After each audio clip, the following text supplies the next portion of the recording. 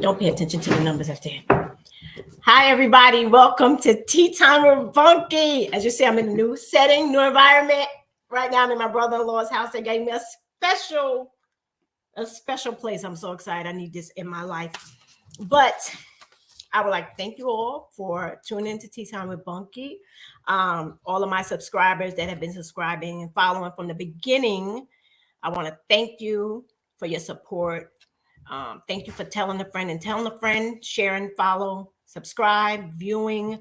I want to thank you. But now it's a special welcome. See, I got the paper because I don't want to forget this, right? It's Tea Time with Bunky radio show with a podcast. So I'm a radio show, you guys, with a podcast. Yeah, right. That's a big thing, which is airing on LLR Ohio, powered by Zeno FM. But you can still find me every Thursday on Facebook and YouTube at 7 p.m. where you can visually see me. But the Zeno one, the LLR, you can hear me on Thursday. You'll hear me. You won't see me. You'll hear me. It's airing at 9 p.m. syndicated, and it's global. Got some other stuff in the works. And the sister stations are the Tattoo Shop Radio and Culture Shop Radio. In the studio with the Rec Boys, my podcast brothers are going to be in Tattoo Shop Radio. So we're doing big things. Thank you all for voting. Of course. Okay, so thank you all for whoever voted. You know, I'm still trying to figure out who won because I really don't know. It's stressing me out. I hate politics. But without further ado, I'm here. Look, in person. I don't remember. I'm so touchy. Okay. I'm in person with the one and only Edward H. Corley Jr. But before I let Eddie talk, break out his bio a little bit. So for those that don't know him, everybody knows Eddie. Everybody, look. Jesse's on. Hey, Mr. Corley. Elena's on. Hi, Dad, Dina, Taylor. Okay. All right. So a little bit about Eddie. Eddie came to Sullivan County. Edward came to Sullivan County in 1980 from the Bronx. He began working at Kutcher's. Do you want to read this whole thing? No. Okay. So then we're not going to read the whole thing. So absolutely. I'm going to let you tell everybody about you. I didn't even know you were going to bring a bio, to be honest. I wasn't. But this is your show, so I'm going to do what you tell me to do. I never read bios, but I was like, there's just so much. But I want you to tell the people about you. To tell the people about me. Any specific questions? No, just a little bit about you, because the conversation's going to flow and we'll get into all that. Okay. All right. I'll do that. I don't know if you want me to talk about past or present. Okay, but this is gonna be long. So how about this? Talk about the beginning. What was it like growing up in the Bronx? Because I know when I first went there, I was shook. I was so scared. In 1989. That was yeah. Well, if you would grow up in, first of all, I got to give honor to God for being able to sit here. First and foremost, God is good. Absolutely. Yes. And also, if you heard me speak in church, you would hear me say that I always got to give respect to the people and the giants whose shoulders I stand on. And I can talk about that later, but I really, really mean that. And I know you do. Yeah. And growing up in the Bronx was a wonderful place to grow up. I grew up in the Northeast Bronx. People probably don't know back then. My grandmother had a brownstone. In the back of it was a fig tree. My uncles were raising chickens still. When in the Bronx? In the Bronx, see? And the North Bronx, where I grew up, the Long Island there, if you geography taken into consideration, the Long Island Sound kind of sweeps around from Long Island, which is south of the Bronx, all the way around up to Westchester. Oh, wow. Okay. So I grew up in an area of the Bronx was almost on the Westchester border. I could walk into Mount Vernon. Okay. So the beach was there. on one side. You got the Hudson River on the other side. And for me, it was the best playground you could ever have. Growing up in the projects, it was racially mixed at the time. Mm-hmm. Very little crime. We didn't even lock our doors. Was it Ewall? Edmore Projects, Okay. which is a pretty violent place right now. So I grew up in a 14-story building. We had Hasidic families that lived in the building. So coming to the Catskills was not my first introduction to the Jewish way of life. I remember they celebrated the Sabbath and they would give us a nickel to turn off the electricity. I didn't quite know then, but when I was a kid. But that was the atmosphere. I remember the fourth floor was the Italian family, Miss Raffino. Probably the reason why I love Italian food to this day. I could smell meatballs, open the door, walk in her house. You know, I remember her son worked for the post office. I remember Mr. Johnson. He was the porter in my building. And he was one of my best ever for years. You know, it was just a wonderful place to grow up. There was a lot of racial strife outside of the Pelham Parkway, Arlington Avenue, Italian neighborhoods. We couldn't go through there without being chased and calling a chase home, calling a nigger and their parents yelling, get them. I went to school up near Meshuggah Parkway, particularly my early high school years. And kids would chase us home. They would let us out. I used to run track, and the teacher would let us out. The track coach would let us out early to catch the train to get out the neighborhood before it got dark. But once I got back to the project, and I think Edenwald Housing is might be the first or the second largest housing project in the 5 boroughs. That's how big it is. It's the north side and south side, but it was safe. Okay. For the most part. But I was still scared. You know, I don't do the same. Well, you went in the 80s. And by the time you went, the neighborhood changed when we saw some of our mentors coming home from Vietnam. It was the first time we were exposed to heroin addicts and hearing people getting pocketbooks snatched. And so the climate changed. And then it was white flight. A lot of white people particularly Jewish people, first they put them all in one building. The building they put them in, I remember. And that was where the housing was, in the basement. And a lot of white folks and older Jewish people. I remember Jewish people in my building that still had numbers on their arms from the Holocaust. Really? Yes. My social studies teacher did. Yeah. She had that. So that was just a great way to grow up. Yeah. Sounds like it. It was. Sounds like it. Especially Halloween.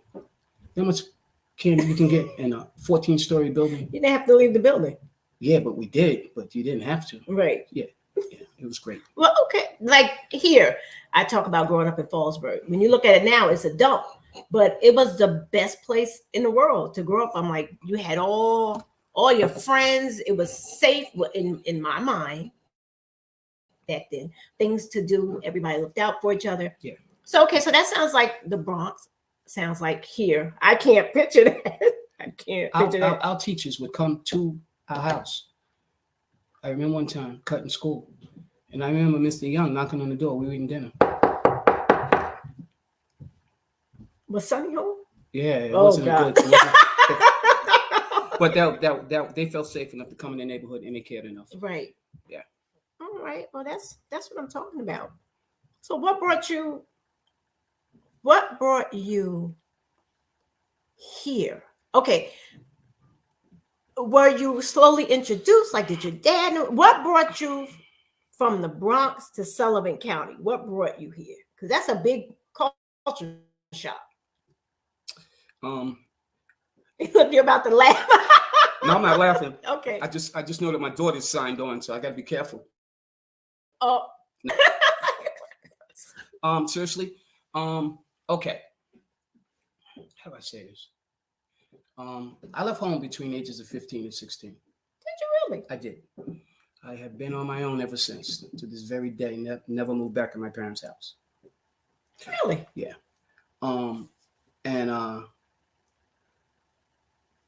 I left home because of the situation in the house. I'll put it that way. My mother and father were in the middle of splitting up. My father, who I love dearly. I love him too. Me too. We weren't getting along. My father's the kind of guy like, there's only one rooster crowing in his house and it's not you. I didn't like the relationship, not getting into details of him and my mother. Right. I'm not saying there was a lot of domestic violence and physical abuse and all of that stuff, you know. It just wasn't a I would just say that alcohol was in the mix. Okay. Okay. And so being the hard-headed kid that I was. And you're the oldest, right? No, Gail was the oldest. Gail was? Yeah, we're a year apart. Okay. So, you know, some things happened.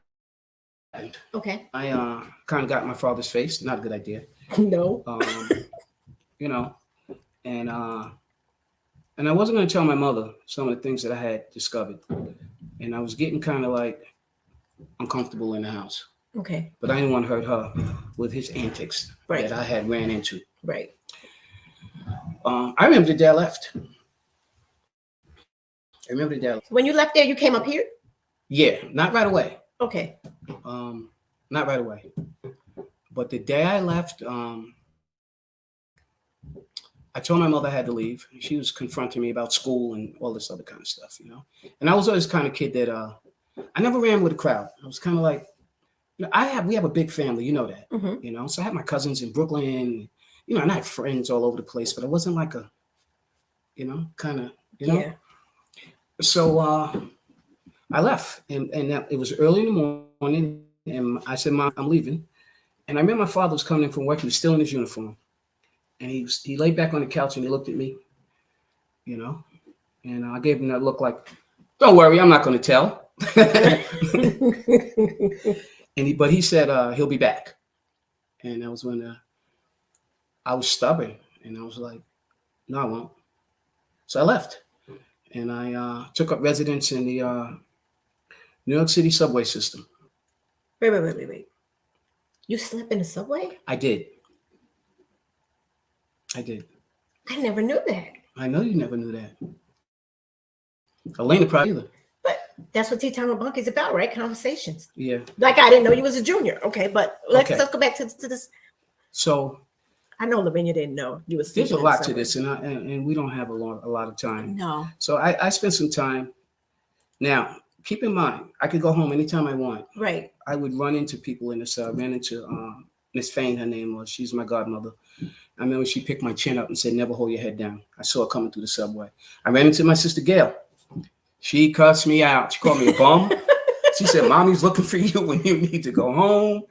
And I was like, and then I ran into Judy, my first girlfriend. She was coming through the train. She had a little briefcase, like she was going to school looking all cute. Was she your girlfriend at the time? We had split up. Okay. And because I walked away from the relationship, honestly. Okay. I really did. The cutest girl in PS 142. That don't mean and I was so, I don't know, I was just so mixed up. I walked away. My friends are like, you crazy. Everybody, guys, I couldn't even, be honest, I didn't understand why she even liked me. Mm-hmm. You know what I mean? Mm-hmm. But anyway, that's another story. So I left. Now I'll say this before I forget. By the time I left my house, I grew up around some very strong men. Mm-hmm. I was equipped. All right. If there's such a thing as being equipped to be a runaway, I was equipped. Okay. Yeah, I never heard of that. Okay. Well, let me explain it to you. The first thing I did was, you know, after I realized I was in the subway, because I didn't stay there that long. I was in and out. I'd go to my aunt's house in Brooklyn, get back on the train when she said, you better go home and that kind of thing, you know. And some of it I was having fun, I'll be honest. You know, I started drinking a little bit. Okay. And I knew out the gate I had to get a job. I've never been unemployed, ever. So I got a job. I've had a lot of jobs in the city, good jobs. I worked at CBS. I worked at ABC. And this is all between 15 and 16? Yeah, 15 and 17, 18. 15, 17, okay. Yeah, something like that, you know. So I got my first apartment. I called my mother. She came to see it. It was like a infested, I wouldn't call it a condominium. I call it like a bandominium. But it was yours. It wasn't the subway. There were other people in the building. And I was the last tenant to leave, though. It's funny. Because they were renovating and they cut off the electricity. I had an extension cord in the hallway to get electricity. And yeah, then they cut the plumbing off and finally had to leave. But okay, speed it along how to get up here. I ran into my uncle. His name is my uncle Jacob. He's my grandfather's brother in the subway. And he said, you know, you really need to go home. And I said, Uncle Jacob, I'm not going back home. And he said, okay, if you're not going back home, I want you, he said, here's an address. I want you take the short line bus and go up to a place called Monticello, and there's a employment agency there called Dependable Employment Agency in Broadway. The guy that owns it, his name is Harold. Give him this note. So your Uncle Jacob knew about up here. Yes. Okay.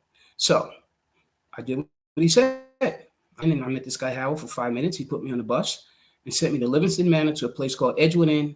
And I got a job. Livingston Manor, Lord God. I tell you, it was the best summer of my life, though. I got to Edgewood Inn, and there was a bunch of drunks on the van with me. I remember that because they bring them up from the city to wash dishes at the hotels. Right. Sorry. Because we used to be popping with the hotels back in the day. Oh, Sullivan County was the place to be. Right. So that's when I came up here. Okay. So I'm washing dishes. First day, and a lady, her name is Miss Haas, I'll never forget. She walks to the dish room and she turns around, she looks at me. And I found out later on, because somebody came and got me after I washed dishes and they brought me to her office. Because she said, how old is he? Who hired him? So she called me in the office. She said, how old are you? I said, 18. She said, you're lying. And I said, she said, don't lie to me. Again, I was equipped by the time I got home. I knew right from wrong. From my mother and my father, you know, they taught me everything that I needed to know, you know, about working, respecting adults, all of that stuff. You don't forget those things. Going down south and, you know, watching my grandmother without a bathroom, you know, we used the outhouse when we was down there. I experienced all of that. South as a kid, they sent us down south a lot. And that was a great education, too, to see the struggle. People dropping off baskets of clothes to my grandmother. The bathroom was like 25 yards out in the back. You know, it was the outhouse. My father slaughtered pigs. Had a look on his face like he was so tired every day, man. You know? But anyway, back to this lady. So she calls me in the office, and then she calls my mother. And all I hear my mother on the phone say, Livingston, where? So she's like, your mother told me to put you on the phone because she's going to kill you. So my mother says to me, where are you? I said, just place. And she's like, you're safe? Yeah, da-da-da. The lady takes the phone, Miss Haas, and her and my mother have a conversation. She tells my mother school's out. He's mine for the next 2 months. A stranger. She owned the But hotel. she was a stranger to you. Absolutely. People don't do that no more. She was an angel. Yeah, people don't do that anymore. So she moved me in her house in the attic. And it was a little scary because her mother looked like she's about 108. And she was in a rocking chair all the time. I had to walk past this old lady. That's kind of scary. But her daughter, Susan, came home from college, took me to the Orange County Fair. They gave me all kinds of jobs. I learned how to work a switchboard as an operator. And 1 week, I was like the lifeguard. You know, they gave me all these different jobs. Right. And I just had a great time. Finally, they let me move out of there, and I hooked up with a bunch of exchange students. The kids that were working at this hotel were exchange students from all over the world. And my first friend, I remember his name was Stephen Greenberg. He was a lifeguard, and we got tight. He was from Long Island. Now, they were all older than me, but they're all smart, principled kids who were pre-med students. I have friends from Ireland. I moved into a room with a guy by the name of Rias. He's from East Africa. And they gave me a good foundation. He didn't give me no money till the end of the summer, and I went home with $1,100. You went back to the Bronx. $1,100. Well, yeah, back then. Yeah.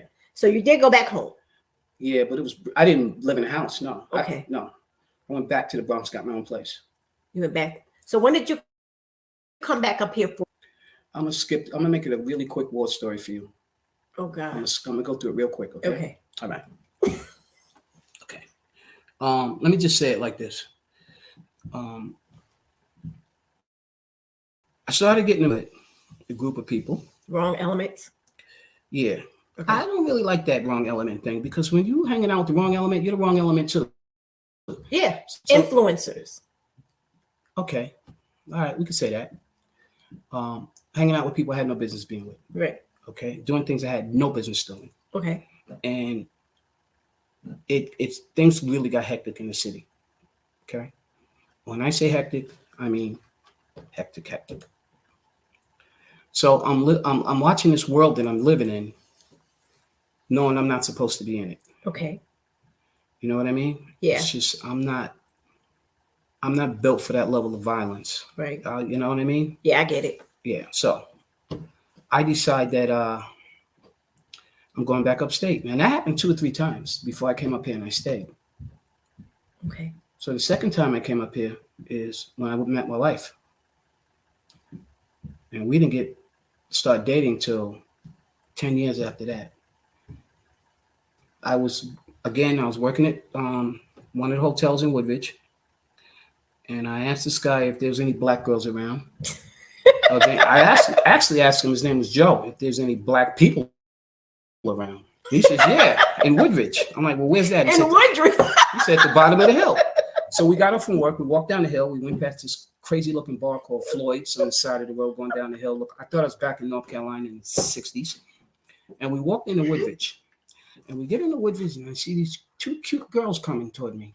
I'm like, there really are black people down here.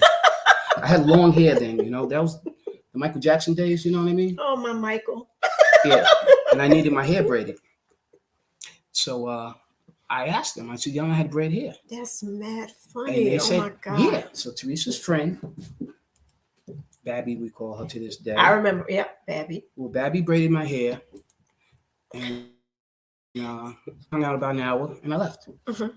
I never seen him again for 5 years. I went back to work, went back to, But did you see any more black people within that? I did. I saw a bar in Woodridge. I was like shocked. So wait, so you didn't, okay, so you didn't leave that area then for a long time because you didn't make it over to Monticello and all of those towns yet. Did apparently? Okay, because I'm like I said, I went back and forth to the city. Right. So eventually, it sounds like you're asking, at what point did I stay? Yeah, when did you stay here? Okay, so I landed at Kutcher's Country Club. Right. The famous Kutcher's Country Club, for those that don't know, Kutcher's. Yeah, I worked there for 11 years.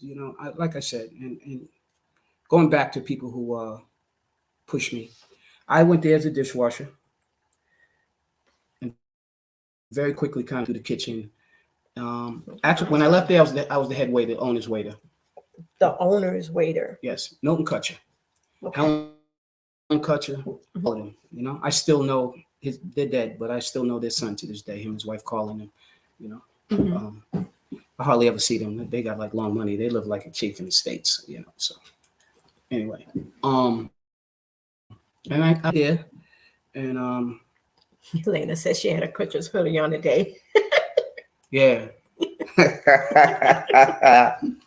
I stayed at that hotel, and I'm gonna just call it straight up what it is. Started drinking and partying. Mm-hmm. I made a lot of money, and it was a lot of partying.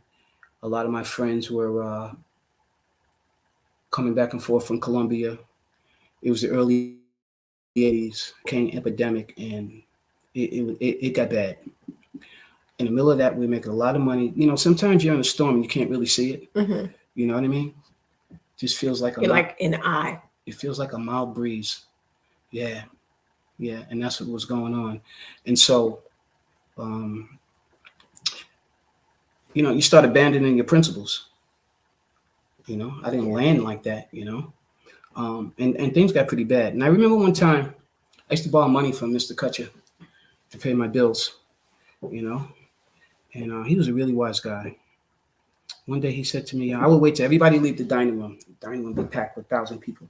And I'd feed the family, and everybody would leave and clean. And I went to him one day and I said, could I borrow $300? And he said, for what? And I told him I needed whatever. He says, yeah. He said, stop by my office. I'll advance you the money again. And he turned around and he looked at me. And this guy was always a good mentor and always pushing me to go back to school. In the middle of the story, by the way, I had tried to go back to college. And I managed to get a GED, though. Okay. I did. Sorry to skip back, but I think it's important to say, I went to 3 different high schools. I got kicked out of all of them. Mm-hmm. And it was hard. It was a heartbreak for my mother, I sure. remember one time my mother said, they say you're a professional truant. And it just broke her heart. Right. But anyway, I went and got a GED. And I kind of did that for spite. My father's like, he'll never finish high school. And I remember when I got my GED, and I regressed for a minute, y'all. I remember I took it to my mother. I showed it to her. I said, you show him this when he comes home. Anyway, back to Kutcher's. Mr. Kutcher said to me, he says, Eddie, what happens when you climb a mountain? And I looked up at him. He was a pretty tall guy. I said, well, by this time, when you're using alcohol and drugs and all of that stuff, in your own mind, you're like the smartest person on the planet. Nobody can tell you nothing. So I thought I had the answer. So I looked up at Mr. Kutcher and I said, you climb a mountain and you get to the top, there's no place else to go but down. He said, that's true, but you're missing something. And he looked at me and he said, sometimes you got to go find a mountain to climb. You came here working as a dishwasher. I think you got to the top. And I was like, Why? It stabbed me in my heart, So he was like, stop talking about it, I remember one day he said to me, you're full of thoughts. You don't forget these messages. You never forget the messages that you learn from your parents, your grandparents, Mr. Johnson in the building. I never forget the stare I got from some old ladies on the train a couple times. I don't even know. I'm in the subway. And some old ladies looking at me. And I could tell she's praying for me. And at the same time saying, you don't need to be out here. You don't forget those things. And I thank God for that. So anyway, I stayed at the hotel 11 years. The hotel industry died. You want to hear about the day that my life changed? I want to hear about the day that your life changed, Eddie. This is conversation.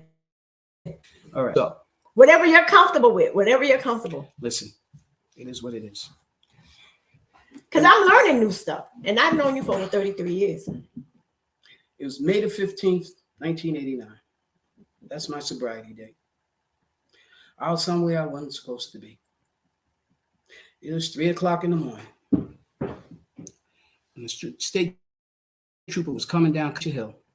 And I was standing across the street from the bowling alley. And I know his name to this day. His name is Trooper Fallen Troop Joseph Aversa. They came down the hill, him and his partner.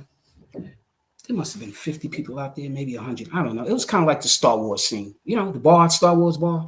It was like that back in them days. It was crazy. And he hit me with that light that they had on the side of the car coming down the hill. And that light means I'm coming to see you. He turned the car around where Future Realty is right now. Were you driving or were you just standing there?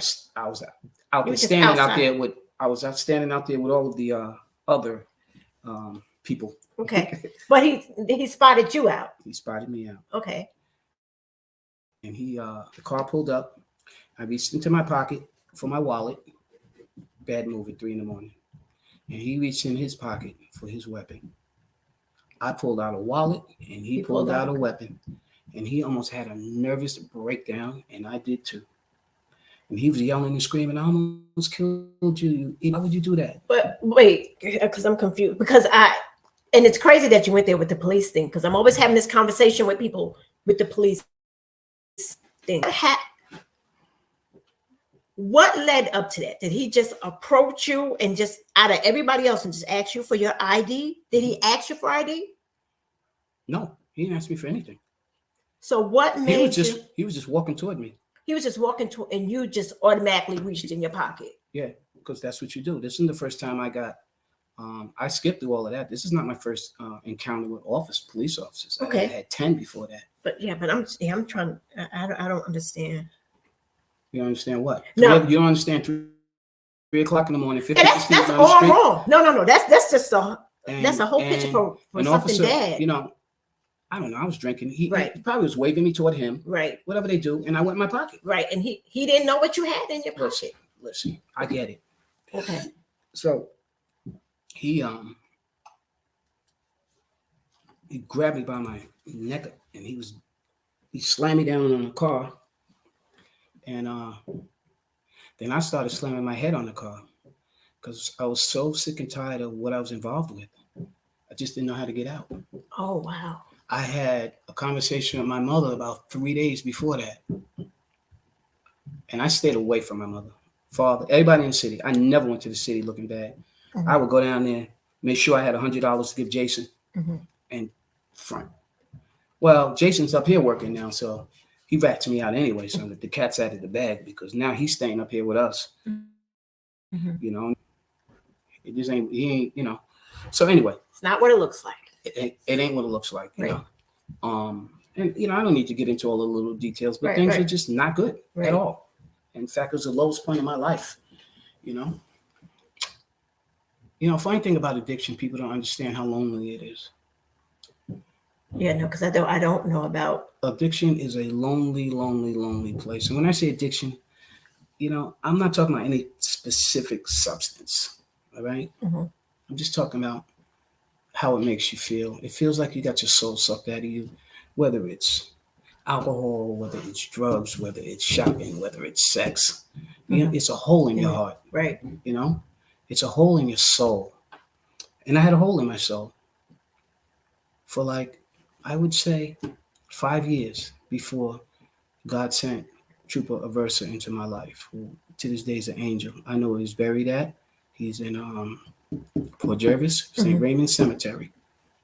He died on the job. Really? Yeah. Yep.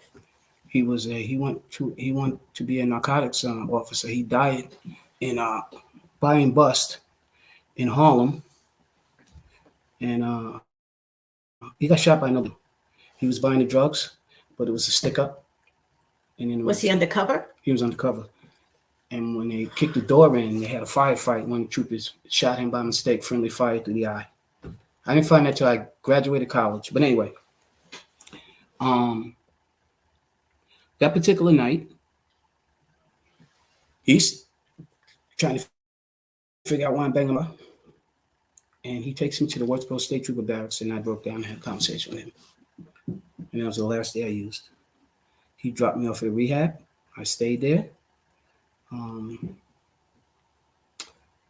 I got to a point where I was felt like I was in a war. And I lost the war, and now I got to start attending to my wounds. So how long were you dealing with that? With what? The addiction? I hear all the time, once an addict, always an addict. You go to, you were recovering. Mm-hmm. But how long were you in that war before the officer came in? How long were you struggling with that? There's two ways for me to answer that. Okay. I can answer it clinically, which I don't want to do. No, break it down so people like me, because I don't know. Break it down so I can understand. Well, I don't want to break it down clinically. And he could do that with you later. Yeah, he said he could listen to you talk all day. Jesse never stays on. I tell people I was on a hamster wheel with the pain for 5 years trying to stop, and being very successful sometimes for a year, 3 months, 4 months. Save your money, go back to school, just this teeter-tottering back and forth because I didn't understand addiction. Now, to answer your question, once an addict, always an addict. Let me explain. Yeah, because I don't understand. Okay. Let me explain to you quickly. And this is coming from the American Medical Association, not me. Okay. Okay. Let me give an example you can understand. You're diabetic. Let's just say you're diabetic. Okay. I was going to say I'm not diabetic. The doctor tells you you have to monitor your glucose levels. Am I correct? Right. Okay. And you do that for 10 years. Okay. Can you go back to eating the way you were eating? Would your body allow that? No. Of course not. Because, to keep it simple, your cells have memory, right? So if you go back to the same lifestyle you went back to before, you're going to have problems with your glucose level. And eventually, you're going to have a problem. Your organs are going to break down. Well, it's the same thing with addiction. Now, let me give an example. We'll use alcohol for an example. Okay? Me. Here's myself. And I don't tell too many people this unless I'm in a meeting. I haven't had a drink in 33 years, plus years. Okay? Yes, I'm proud of you. All right. Thank you very much. However, I still practice the same things they taught me in rehab. Which is? I'm not going to groups and all that other kind of stuff, all right? But one of the things was real clear to me, okay? It's the first drink that's going to get you drunk. You built up a tolerance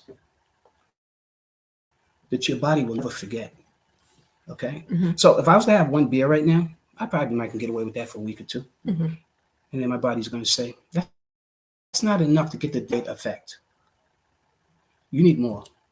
And in a very short time, you will reach the same capacity that you were drinking at 33 years ago, probably within a month or two. Wow. All right. Can you get full off a can of baby food right now? Me, I could. But you know what I'm saying. Yeah. But you know what's crazy? How you said that, like how you explained it? Because I, working in the fields that I've been working in, I asked someone.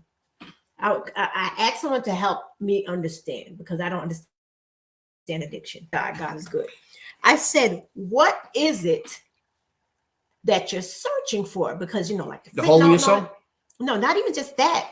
They told me I said, why do you keep doing it? And they're chasing that first high, like exactly. The people that trying to, okay. and it made sense to me. And then they explained to me also like recovery. They said, okay, somebody goes into recovery. Let's say they've been in recovery for a couple of months, a year, whatever. They think that they can use as much as they used before they were recovered, not realizing that their body doesn't have that super high tolerance at that moment. You know what I'm saying? At that moment. And that's how some people overdose. It's in that high. Their body isn't used to the recovery. There's a lot of different reasons for that. Yeah, it's because I've been trying to understand. One, they're putting a substance in their body they know nothing about, because the cocaine that you was using 5 years ago, or the heroin, so that's another thing. Right. Okay. And you're right. And another thing is your body's going to go into, if you use that same amount, it's going to go into shock. Mm-hmm. All right. Because when you got addicted, it was a gradual tolerance that was built up. Gradual. You see what I'm saying? Yeah. Okay. So if you go back out, it's going to take that same amount it's going to take some time to get back to the tolerance. Right. It's going to be lightning fast. It ain't going to be like 15 years like it might have been. It might be 15 days, And then you got to remember, everybody's different. Right. That's crazy. That I enjoyed that. I learned something. Yeah. Well, that's why, when I was a drug counselor many years ago, especially working in the prison system, and we were sending inmates home, and he said, I hadn't gotten high in 20 years. Well, let's talk about that. You jumped to when you were a counselor. Okay, now you went through all of that. The officer got you into the recovery place. You did all the work. Mm-hmm. Okay. Now you're here. For those that don't know, Eddie is the man. Well, he's retired, the man, but he is. I'm not the man. No, yes, no. You so much respect for people that know Eddie, that know him. Kind of, because I'm learning that I know you, but I don't know you. He's been working in the prison as a substance abuse counselor, correction counselor, mental health program specialist, 20 years hostage negotiator. I'm like, what in the world?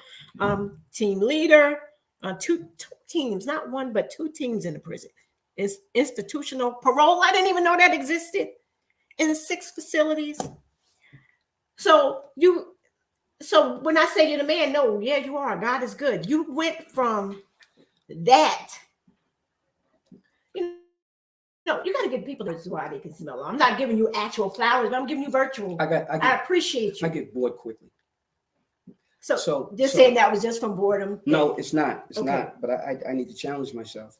So all that stuff that you just read. Mm-hmm. You worked for that. Oh, I'm not. Okay. Listen, I put my time in, got a GED, and went back to college and went to college a few times. Got a few degrees. A few degrees. And made sure that I graduated with honors, because in the back of my mind, I let my mother down. So, some of the proudest days for me was my mother watching me get a degree. Mm-hmm. Or my father, who was a little disappointed because I wouldn't take a job as a correction officer. So I'm going to make more money, and I have a little bit more education.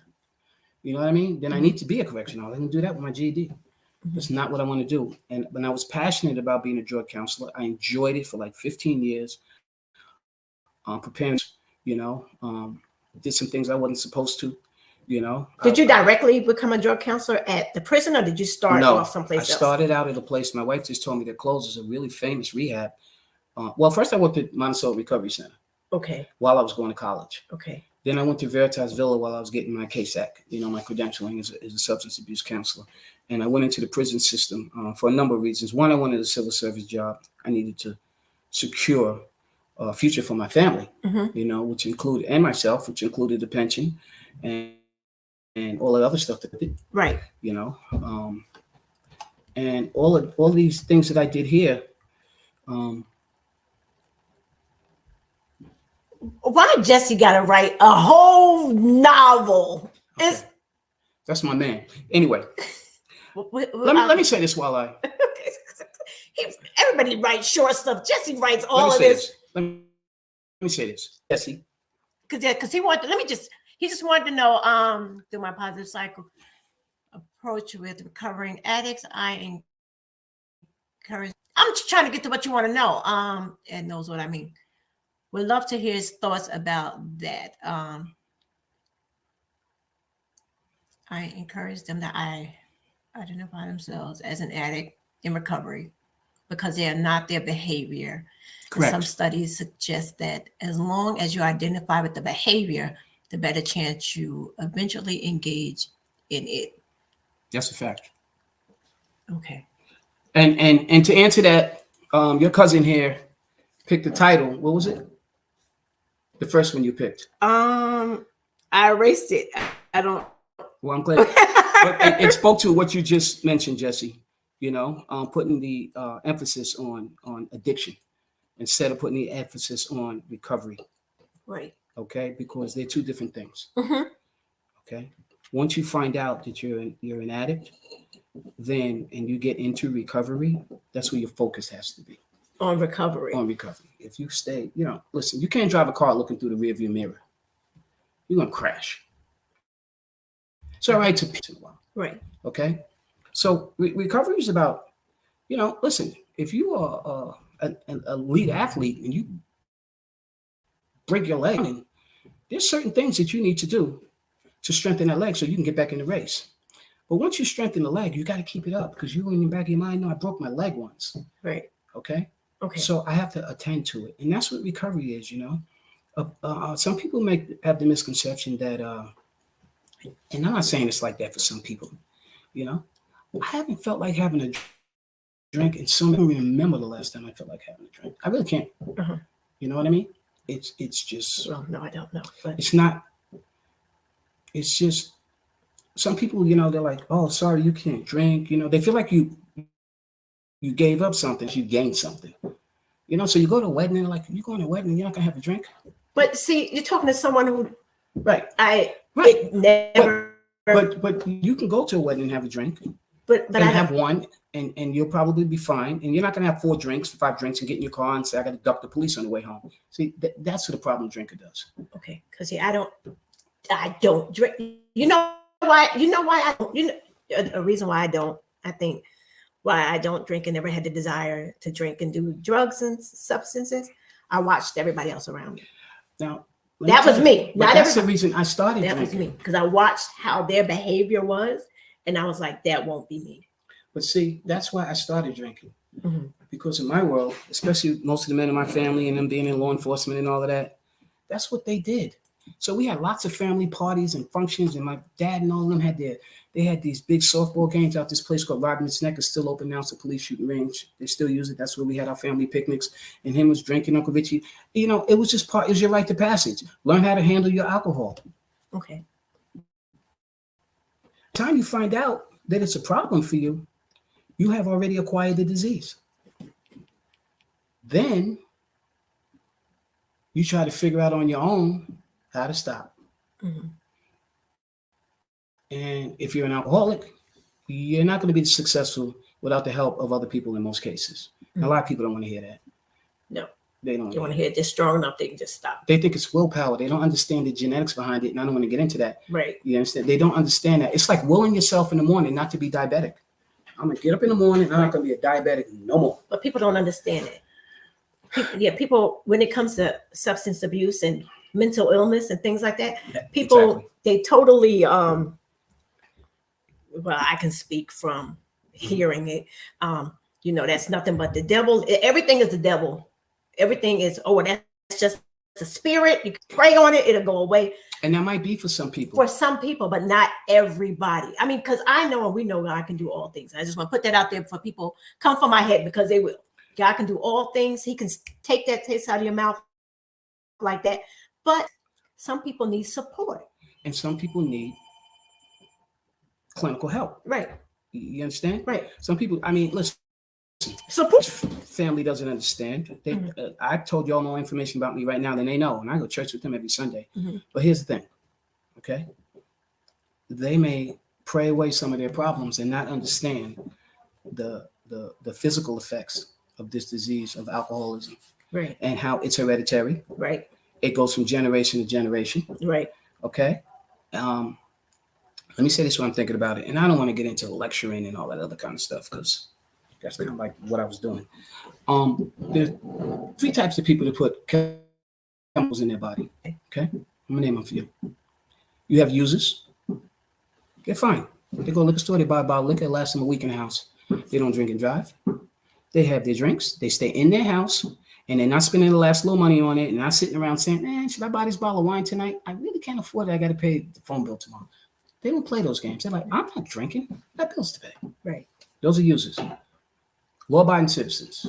Really get in trouble. Then you have abusers. They're the people that are going to play around and say, you know something? I'm going to pay half my phone bill. I got a good job. I go to work every day. I'm good. I only yell at my wife once a week. The kids only get mad a month.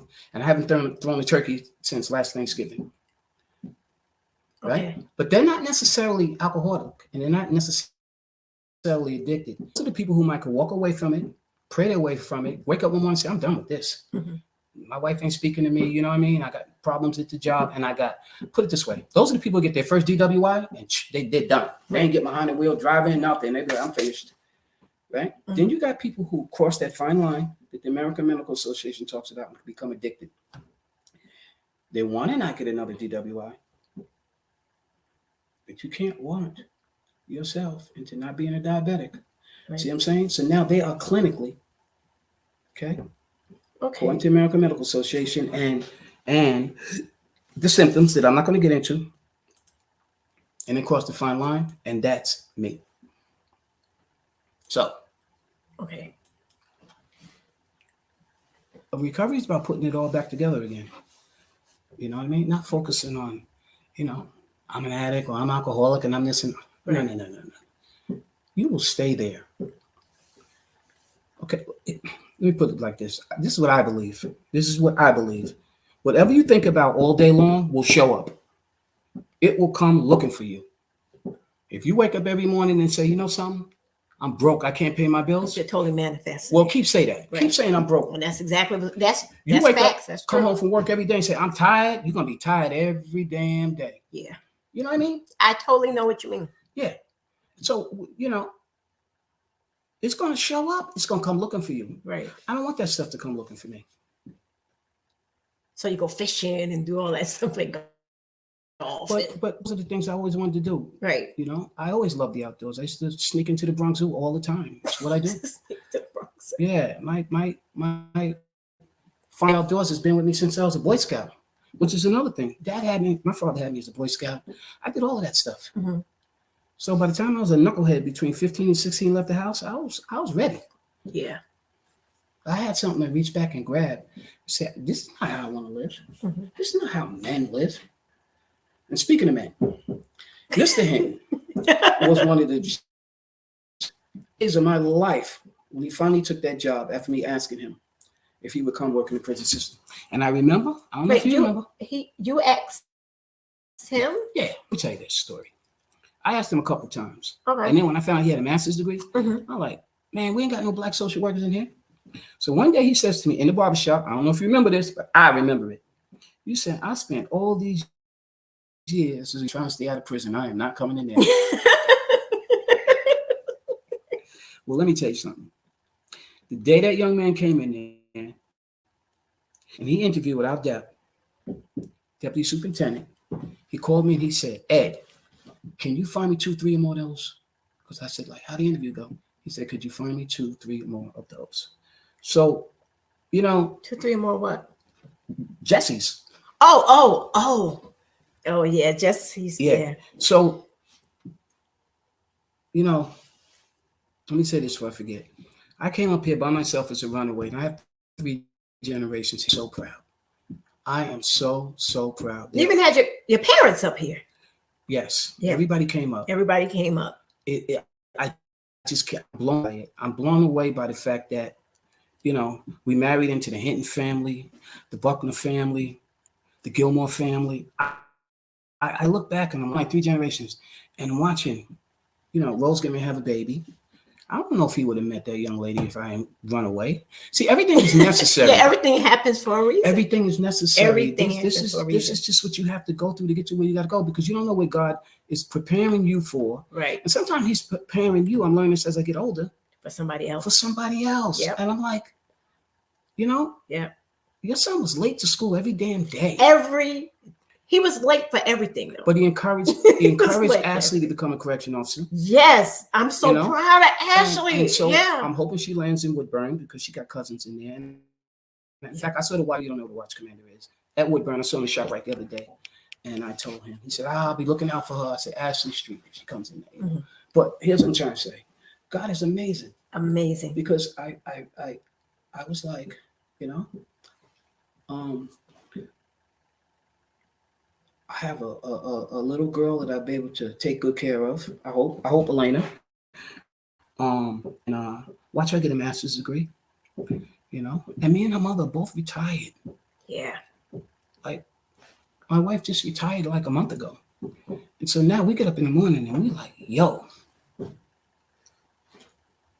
I mean, it's just a wonderful thing. And we just sit back and say, well, they pay us to stay home. Yeah, you can enjoy the fruits of your labor. But here's what I also say to people, y'all out there listening. I don't believe in the bucket list. The bucket list starts when you can get a bucket. Got a bucket now. You know, and we got bills to pay, this, that, and all of that, you know, but if you got something you want to do, don't wait to take that trip. Right. You know, figure it out. And just believe that. And I've done that. Mm-hmm. You know, I'm like, you know, I mean, now I could travel a little more than, you know, I don't know yet because now I'm restructuring my finances, obviously, because I'm on a fixed income. And, but, you know, life is good, you know, it really is. And I thank my parents and my grandparents, and I thank the outhouse down south and my aunts, you know, just people taking care of me and watching their struggle. Right. You know? Yeah. And so now I get to sit back and watch these youngsters do what they do. You know? Jess calls you his living guardian angel. Listen, like I told you, like I said at your wedding, you put the M in the word man. And I really mean that. You know? Jesse, don't be over there crying. No, but I really mean that. You know, I'm just so proud. And we got some kids in the family struggling, and we know who they are. But you know something? Yeah. Guess what? You know, I'm going to say this about some people out in the diner. Because they were talking about kids. And I said to them with tears in my eyes, that same nonsense y'all are saying right now, people are probably telling my mother. Right. But there were people pay you. Right. How dare you? You know what I mean? They can always, if you're not dead, there's breath in your body, you can always bounce listen, back. I can tell you, I spared y'all a war story. Let me just say this, all right? It was a miracle. I passed my background check. Oh. It was a miracle. When that superintendent saw my rap sheet, I went in his office, right? Y'all seen the movie Shawshank Redemption? It was like that. I went in the superintendent's office, and the Eastern wooden rifles that the superintendents have on top of their on the wall behind the desk. I saw that because I heard back in the day the inmates would get off the train and nap at night and launch with rifles. So anyway, I walk in this guy's office, prepared. Mm-hmm. I bought my rap sheet. They're gonna fingerprint you, fine, you know. And then over here, I got my degrees. I got letters from everybody, my college professors. Even a couple of cops here in Fallsburg that had arrested me gave me a letter of recommendation. Okay. because I was somebody. How Bernie Mac said, listen, when the same cops that arrested you asked him to play on the PBA softball team, you are somebody. I couldn't believe when they asked me, man. I was sitting in the outfield. I'm like, wait a second. That guy kicked my door in 5 years ago. But they did that on the strength of my father-in-law, too, because they loved him. But anyway. Wow. He pushed my degrees and all them letters on the side, and he went through my rap sheet. Every arrest. Now, by God's grace and mercy, I don't have any felonies. But he went through this, and I was like, this ain't gonna happen. And as I was walking out, he told me to go back to the city, get depositions for whatever, some stupid stuff when I was 15. Stupid stuff too. And as I was walking out, Deputy Superintendent Cheryl Butler, I didn't know what a DEP was at the time, from a janitor. This lady stops me in the hallway and she says to me, can I speak to you for a minute? Yes. She said, my name is Deputy Superintendent Cheryl Butler. I'm like, okay, whatever that is, but I know that means you're a boss. Right. And she calls me in the office and she says, you're my husband's counselor at Veritas Villa. Oh, wow. And I spent 3 days there doing the family program, and you did a lecture on the family and the disease of addiction. And she went into asking me all of these questions. We sat in the office like 45 minutes. I'm sitting there like saying, A, I want to get out of there. B, where's this conversation going? And I just came here for a job. Right. So at the end of the conversation, she says to me, how did the interview go with the superintendent? And I said, it didn't go well. She said, why? And I told her, I showed her my stuff. She's like, you didn't kill nobody. Right. I said, but, and she said, Mr. Corley, he's retiring in a few months. I'll call you. I swear to God. 3-4 months went by. I got that phone call. Her secretary, and she got on the phone, and she offered me a job that I couldn't take at the time because I had to take a civil service exam. And she said, if the exam comes, you don't pass it, then you can't keep the job. Right. So I said to her. So it was a tentative position. But I couldn't do it. I had a good job at the rehab, and I told her respectfully, I said, I'm not the best test taker in the world. I can't take that chance. And I got a family. She says, I understand. And she said, well, the test is on such and such a date. She called me with the results of my test before they even announced them. They're not supposed to do that. She says, this is between me and you. When can you start? But do not tell nobody that I know that you passed that test, because I'm not supposed to tell you. And me and that lady became really, really good friends. She was one of my heroes. Wow. Yeah. Yep. That's how God works. And do you know her husband, I found out later on, was a former inmate. She had got permission to marry him when she was a school teacher. And he just kept getting high and picking up, so he wound up in rehab. Wow. That's crazy. Isn't that crazy? That's crazy. And she hired me. Yes. Everything happened for a reason. You were put in position for a reason. Well, I don't know. Well, I know we got 2 minutes. I want to say thank you folks for tuning in. Elena, I hope you're still talking to me at the end of this. No, she said she remembers some of the stories.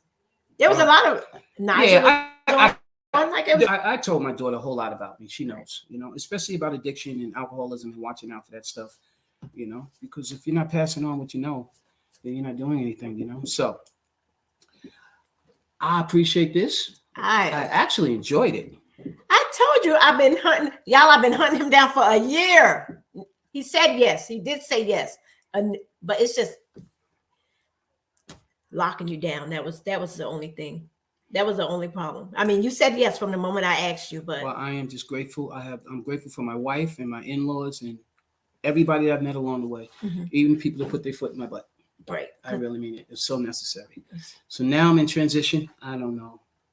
I'm a little, not quite sure, but I have to tell you, let it snow. I don't give a damn. Because you don't have to go out there. Listen, when you do the driveway, I'll be like, I don't know. When I get the good Lord put that stuff out there, and He'll take it away. Wow, yeah. Too bad you don't have Facebook. You guys, Ed is not on Facebook or anything like that. So what I'll do with him is after the show, I'll sit down with him and I'll let him respond to you guys because he can't. It's hard to see all the questions, and because I'm going to be. You guys remember, I'm airing tonight on LLR Ohio, so I have to be off on time. LLR Ohio syndicated radio. I got to learn more about Ohio. So on that note, thank you so much. I love you. Thank you. Thank you. You guys have a wonderful night. I will see you next week, but it won't be in person like this. Ed is special, so I'm here. Good night, y'all.